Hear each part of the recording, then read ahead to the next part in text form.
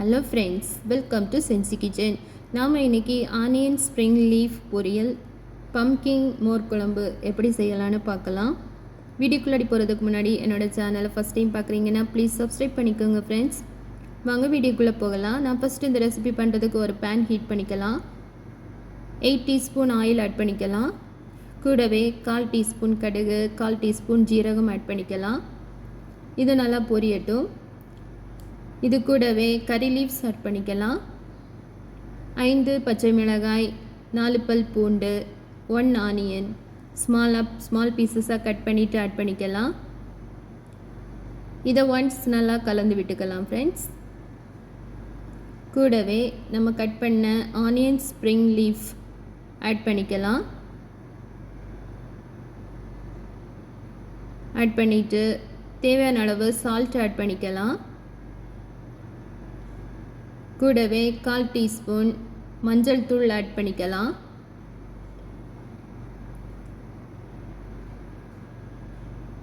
Add பண்ணிவிட்டு இதை நல்லா ஒன்ஸ் கலந்து விட்டுக்கலாம். இதில் வாட்டர் எதுவும் ஆட் பண்ண வேண்டாம். இதை மூடி போட்டு ஒரு 10 மினிட்ஸ் வேக விடலாம். இப்போ 10 மினிட்ஸ் ஆகலை.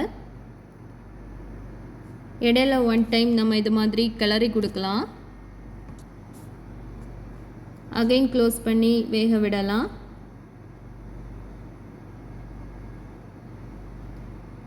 இப்போ நல்லா லீஃப் குக் ஆகிடுச்சு. இந்த ஸ்டேஜில் நம்ம 2 எக்கு ஆட் பண்ணிக்கலாம்.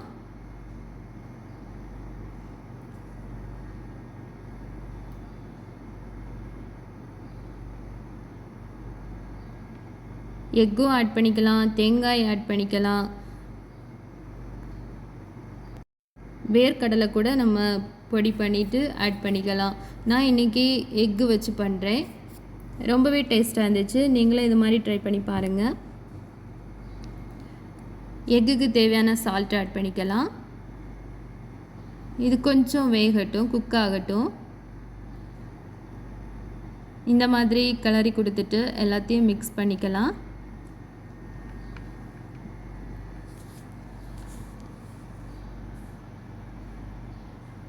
இது மாதிரி ஒரு 2 மினிட்ஸ் நல்லா வதக்கி விட்டுக்கலாம்.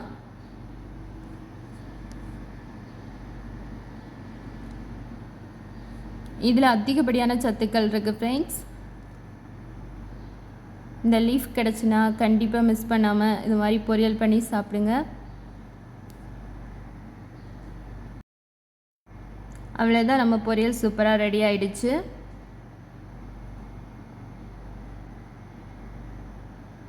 இனி நம்ம ஸ்டவ் ஆஃப் பண்ணிக்கலாம்.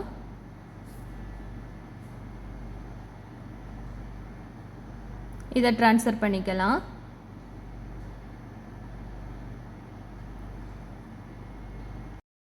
இனி நம்ம பம்கின் மோர் குழம்பு எப்படி செய்யலான்னு பார்க்கலாம். நான் லாங் சைஸ் பம்கின் எடுத்திருக்கேன். இது சுரைக்கான்னு சொல்லுவாங்க.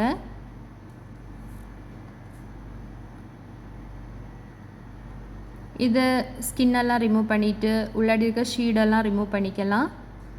இதை ஸ்மால் பீசஸாக நல்லா வாஷ் பண்ணிவிட்டு நம்ம கட் பண்ணிக்கலாம். மீடியம் சைஸ் ஸ்மால் 2 தக்காளி எடுத்துக்கலாம். 2 பச்சை மிளகாய், 1 ஆனியன் கட் பண்ணி எடுத்துக்கலாம் ஃப்ரெண்ட்ஸ். இப்போ ஒரு கடாய் வச்சுட்டு அது ஹீட் ஆனதும் 6 டீஸ்பூன் ஆயில் ஆட் பண்ணிக்கலாம். 1/4 டீஸ்பூன் கடுகு, 1/4 டீஸ்பூன் ஜீரகம் ஆட் பண்ணிக்கலாம். கூடவே கொஞ்சமாக கறி லீவ்ஸ் ஆட் பண்ணிவிட்டு ஆனியன், பச்சை மிளகாய் ஆட் பண்ணிக்கலாம். கூடவே நம்ம கட் பண்ண டொமேட்டோ ஆட் பண்ணிக்கலாம்.